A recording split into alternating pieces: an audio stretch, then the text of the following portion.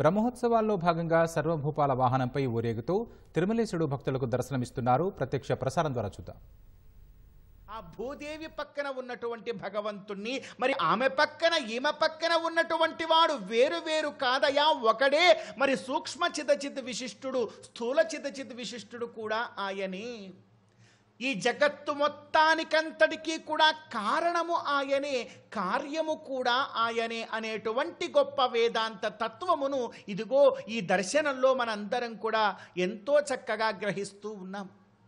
స్వామివారు సూక్ష్మ స్థూల చితచిత్ విశిష్టుడు మాత్రమే కాదయ్యా, ఈ లోకాన్ని పాలించేటువంటి వారెందరున్నారో వారందరిలోనూ కూడా భగవంతుడు అంతర్యమనము చెంది లోపల దాగి ఉండి అంతా కూడా తానే అయి ఈ లోకాన్ని పరిపాలన చేస్తూ ఉన్నారు అంటున్నారు.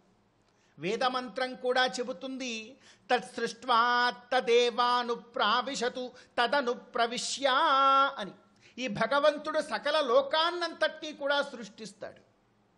సృష్టించినటువంటి ఆ భగవంతుడు ఏం చేస్తాడు అనంటే తదేవాను ప్రావిశతు, సృష్టించినటువంటి ప్రతి ద్రవ్యములో కూడా తాను కూడా వెళ్ళి దాగి ఉంటాడు. అది భగవంతుడి యొక్క గొప్పతనం. అలా దాగి ఉండి ప్రతి ఒక్కరికి కూడా అంతరాత్మ.